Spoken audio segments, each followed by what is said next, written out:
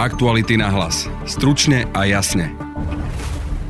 Slovensko v 38 minútach. Slovensko podľa Petra Pellegriniho. Prezident má za sebou svoju prvú správu o stave krajiny.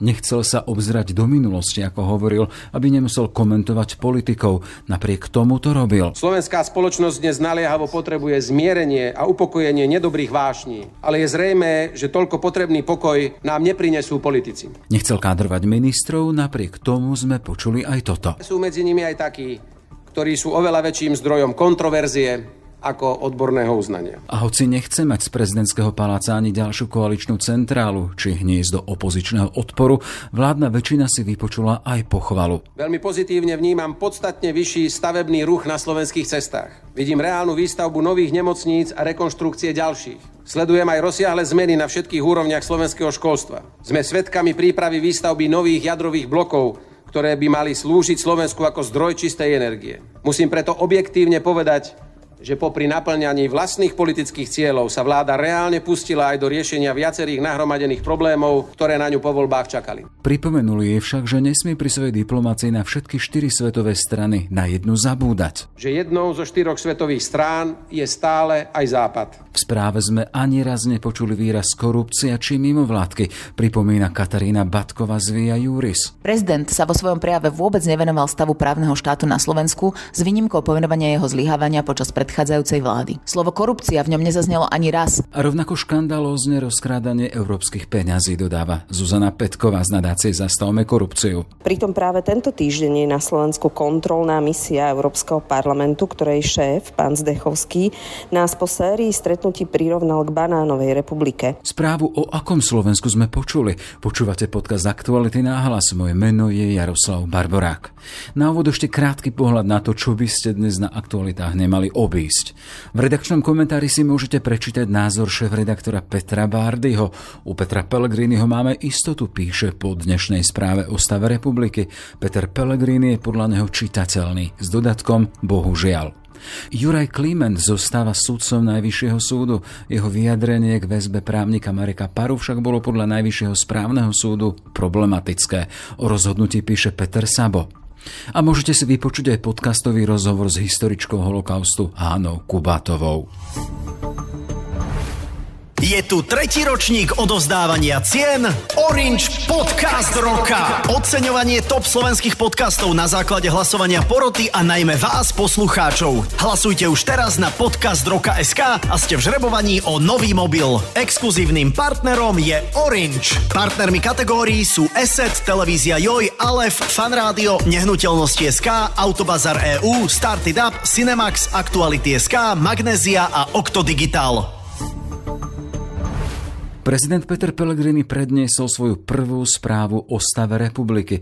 Urobil tak krátko pred júnovým výročím nástupu do funkcie a programovo chcel hovoriť o budúcnosti. Preto sa dnes nebudem rozsiahlo vracať do minulosti alebo podrobne hodnotiť momenty a momentálny stav jednotlivých rezortov.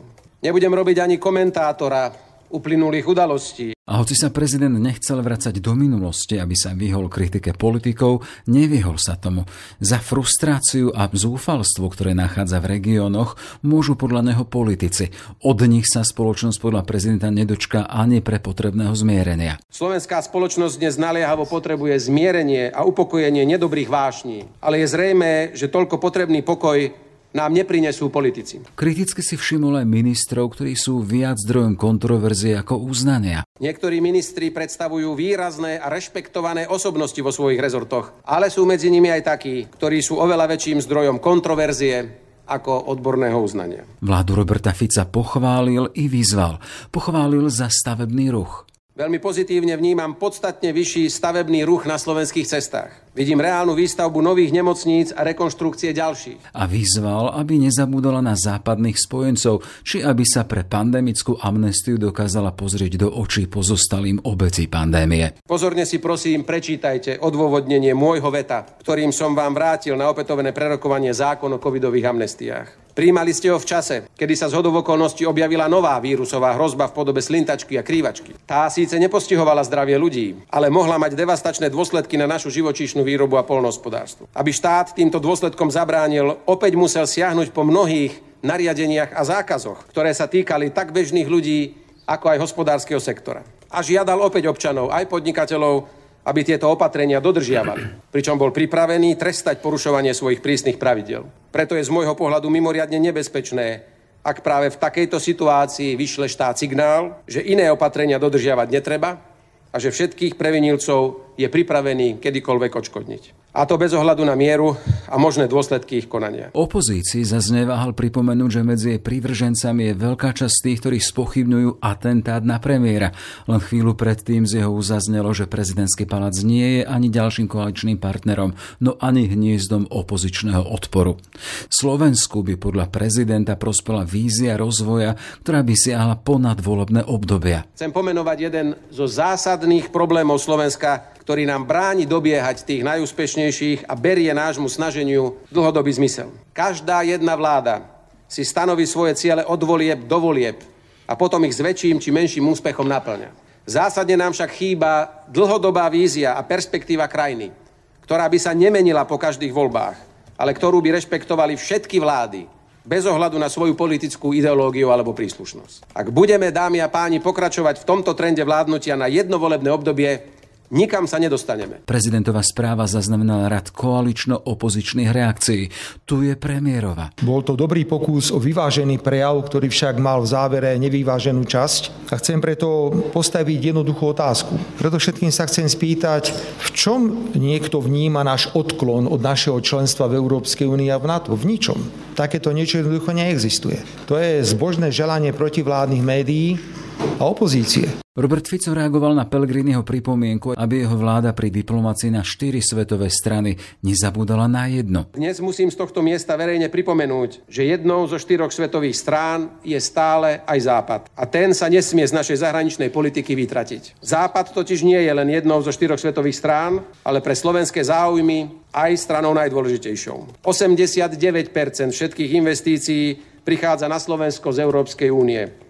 A 78% celého slovenského vývozu smeruje do členských štátov únie. Európska únia je našim hospodárskym, zahranično-politickým, hodnotovým a čoraz viac aj bezpečnostným priestorom, ktorý za žiadnych okolností nesmieme opúšťať. Radovan Geist z portálu Euraktiv reaguje, že niektoré postoje premiéra idú až proti strategickým záujmom Slovenska. Pokiaľ ide o politiku Slovenska v rámci Európskej únie alebo postavenie Slovenska v EÚ, ten prezidentov prejav nie je nejako mimoriadne odvážny alebo nejde do nejakých detailov, ktoré by mohli byť kontroverzné. V podstate iba upozorňuje veľmi všeobecne na to, že netreba zabúdať, že napriek politike, tzv. Zahraničnej politike 4 svetových strán, tou strategicky najdôležitejšou svetovou stranou je Západ, naše členstvo v EÚ a NATO, čo je síce upozornenie, ktoré v tejto situácii je úplne na mieste, ale už opomína mnohé ďalšie, alebo teda mnohé témy, ktoré v podstate podľa mňa to slovenské postavenie v Európskej únii dnes komplikujú. A medzi ne patrí jednak zahranično-politické postoje, ktoré Slovensko prezentuje na pôde Európskej únie, vrátane vyjadrení, ktoré majú najvyšší slovenskí predstavitelia, vrátane premiéra Slovenskej republiky, ktorí idú výrazne proti nielen nejakému politickému konsenzu v EÚ, môžete mať iný názor, ale idú proti strategickým zájmom Európskej únie a tým pádom aj proti strategickým zájmom Slovenska. Napríklad v otázke toho, či a do akej miery vnímame hrozbu, ktorú dnes pre Európu vrátane Slovenska predstavuje Rusko. A potom je tu druhá vec, ktorá je podľa mňa rovnako dôležitá, a to je, že Európska únia je spolkom liberálnych demokracií. Je spolkom štátov, kde demokracia nestojí iba na tom, že sa pravidelne opakujú voľby, ale na tom, že tie voľby sú férové, že tie voľby sú slobodné, dohľadajú na to nezávislé inštitúcie, vrátane súdnictva. Inak povedané, stojí aj na pravidlách právneho štátu a na tom, že okrem oficiálnych inštitúcií túto verejnú moc kontrolujú mimovládne organizácie a médiá. A táto časť v prezidentovom prejave nezaznela.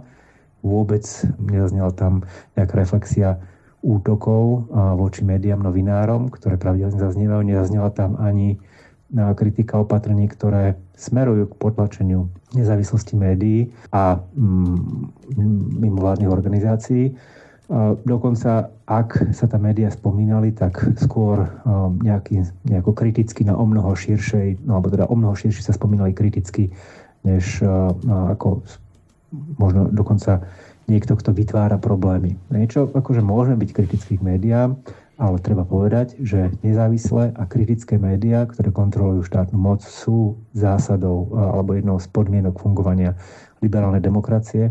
A liberálna demokracia je niečo, čo Slovensko musí mať funkčné ako členský štát Európskej únie. Katarína Batková z Via Juris si všimla, že správa nebola vôbec o korupcii a mimovládnom sektore. V celku sa táto správa dá hodnotiť ako všeobecná až na pár konkrétností, napríklad covidová amnestia, nutnosť stavať a budovať aj proti odporu jednotlivcov, či zdôraznenie skutočnosti, že 4 svetové strany našej zahranično-politické orientácie zahŕňajú aj Západ, v nej veľa konkrétnych pomenovaní súčasných problémov Slovenska nezaznelo. Hovoriť vo všeobecnosti o drahých potravinách či nálade v spoločnosti, ale menovať len médiá ako jedného z tých, ktoré v týchto témach zlyhávajú, sa nám zdá byť nedostatočné. Prezident sa vo svojom prejave vôbec nevenoval stavu právneho štátu na Slovensku s výnimkou pomenovania jeho zlyhávania počas predchádzajúcej vlády. Slovo korupcia v ňom nezaznelo ani raz, čo v kontexte nedávnych odhalení víl postavených z európskych aj našich peňazí od poľnohospodárskej platobnej agentúry považujeme za zlyhanie. Pán prezident označil podnikateľov a samosprávy za partnerov štátu, ale absolútne vynechal mimovládny sektor, ktorý v mnohom supľuje štát. Hlavne keď hovoril o sociálnej spravodlivosti a inováciách, to sú presne témy, v ktorých pôsobia organizácie poskytujúce sociálne služby, zdravotné služby, starajú sa o seniorov, deti, rodiny ohrozené chudobou, ale upozorňujú aj na zhoršovanie stavu našej prírody a krajiny, či prinášajú inovácie do vzdelávania. Takýmto spôsobom sa správať k organizáciám, ktoré pomáhajú v komunitách ľuďom po celom Slovensku, je nespravodlivé a nepriateľné. Zuzana Petková z nadácie Zastavme korupciu. Prezident Peter Pellegrini neprekvapil. Nepodarilo sa mu vystúpiť z tieňa Roberta Fica, pri ktorom politicky vyrástol. Jeho prvá správa o stave Slovenskej republiky je taká, ako by ju písal šéf premiérových poradcov Erik Kaliňák. Napríklad v súvislosti so zahraničným smerovaním Slovenska sa kriticky nepostavil k tomu, že sa vzdialujeme hodnotám Európskej únie, len pripomenul záväzok koaličných strán podporovať členstvo v EÚ a NATO. Domnievam sa, že je to málo v situácii, keď napríklad nemecký kancelár varuje, že Slovensko príde o eurofondy, ak bude pokračovať v proruskej trajektórii. Rovnako vôbec nespomenul korupčné podozrenia, ktoré v posledných dňoch pribúdajú v súvislosti so zneužívaním eurofondov na rozvoj vidieka. Pritom práve tento týždeň je na Slovensku kontrolná misia Európskeho parlamentu, ktorej šéf, pán Zdechovský, nás po sérii stretnutí prirovnal k banánovej republike. A to práve preto, že u nás dotácia štátne biznisy končia vždy v rukách úzkej skupiny ľudí a firiem. Prezidentová správa bola, ako by vám horel dom, ale vy namiesto toho, aby ste volali hasičov, kropíte požiar kvapkami z nedopitého pohára. Pohľad na správu o prezidentskej správe o stave republiky a Radoslav Štefančík, politológ Ekonomickej univerzity. Dobrý deň, prajem. Na jednej strane rozostávaná krajina s tým čulým stavebným ruchom na diaľniciach, cestách, pri nemocniciach, ako spomínal prezident, ako vizitka vlády Roberta Fica. Na druhej občania v regiónoch s pocitom až frustrácie a zúfalstva, ktoré majú byť odrazom prístupu politikov, koaličných i opozičných, ako povedala hlava štátu. Krajina bez zjednocujúcej vízie, ktorá by sa tiahla ponad volebné obdobie a pripomienka, aby vláda pri svojej diplomácii na všetky svetové strany nezabudla na západných spojencov. Aký je to obraz Slovenska? Áno, treba povedať, že tak všeobsiahle by som povedal, že Slovensko sa momentálne, alebo za túto správu nemusí hanbiť za Petra Pellegriniho. Peter Pellegrini nepovedal mnoho vecí, nepoukázal na nedostatky, ktoré táto krajina, respektíve táto vláda má. Zase na druhej strane pozitívne bolo, že skutočne načrtol nejakú kritiku vo vzťahu k vládnej koalícii, aj keď naozaj veľmi tak jemnúčko, až mám takú potrebu povedať, že síce zahrískal, ale skutočne jemnúčko, bez toho, aby niekoho urazil. Ak ste napríklad upozornili na rozostávané Slovensko, tak treba povedať, že to je ako keby nové volebné heslo Roberta Fica, ako keby sme si mali všímať nové cesty, nové diaľnice, nové nemocnice, aj napriek tomu, že nám tu padajú mosty, pretože sa v posledných rokoch málo investovalo do obnovy infraštruktúry. V každom prípade Peter Pellegrini ostal taký ten typický človek, kandidát vládnej koalície, ktorý sa stal prezidentom aj vďaka Robertovi Ficovi, a ak ho jeho politický otec vychoval a prakticky by som povedal, že aj ustanovil do funkcie prezidenta, alebo mu v tom výrazne pomohol tak Peter Pellegrini nebol nejakým ostrým kritikom vlády Roberta Fica. Ale keď sa vrátim k tomu obrazu Slovenska, ktorý načrtol a popísal, sme spomenuli niektoré veci, je ostrý, zodpovedá realite, samozrejme vždy to má rukopis svojho tvorcu, ale vystihuje to, čo tu zažívame? Povedal by som, že jemne načrtol, ale určite nešiel do hĺbky, nepovedal to B, ktoré sa patrí hovoriť, keď sa povie A. Dokonca sa hovorí, že keď nepoviete to B, tak by ste nemali hovoriť ani to A. Skutočne v tejto krajine existuje milión rôznych problémov, ktoré by bolo na mieste riešiť. Peter Pellegrini sa ich nedotkol aj napriek tomu, že mal pomerne siahodlhý prejav, mal 38 minút, ja som to počítal. Dostatok priestoru na to, ale treba povedať, že Peter Pellegrini už po tom, ako sa stal prezidentom, povedal, že on nebude otvoreným kritikom tejto vládnej koalície. Pripomenul to na začiatku tohto prejavu a on ostal tým človekom, ktorý otvorene nekritizuje túto vládnu koalíciu.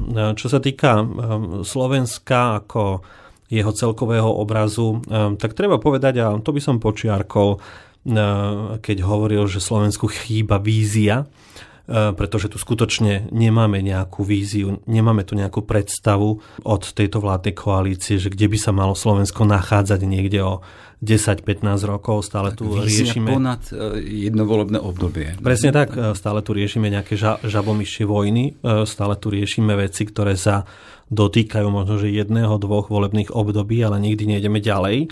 A preto ja pozitívne hodnotím, že prezident sa dotkol práve tejto témy, aj keď zase na druhej strane možno, že by bolo dobre, keby on sám načrtol, že kde vidí Slovensko povedzme o 20 rokov. On hovoril o niektorých problémoch, dokonca sa v jednej vete dotkol napríklad ochrany životného prostredia, ale stále to bolo také, ako keby klzal niekde po hladine, ako keby nešiel do hĺbky, nepomenoval takú tú skutočnú príčinu toho, prečo sa Slovensko nachádza na tom mieste, kde sa momentálne nachádza, respektíve prečo Slovensko ako keby prešľapovalo, alebo sa dokonca vracalo naspäť. Slovensko po Pellegriniho správe o stave republiky a politolog Radoslav Štefančík. Ďakujem vám pekne za váš čas. Ďakujem pekne za pozvanie.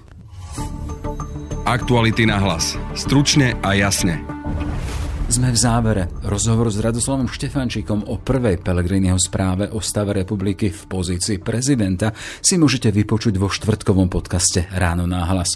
Za pozornosť ďakuje Jaroslav Barborák. Je tu tretí ročník odovzdávania cien Orange Podcast roka. Oceňovanie top slovenských podcastov na základe hlasovania poroty a najmä vás, poslucháčov. Hlasujte už teraz na podcastroka.sk a ste v žrebovaní o nový mobil. Exkluzívnym partnerom je Orange. Partnermi kategórií sú Asset, Televízia Joj, Alef, Fanrádio, Nehnuteľnosti.sk, Autobazar EU, Started Up, Cinemax, Aktuality.sk, Magnézia a Okto Digital. Aktuality na hlas. Stručne a jasne.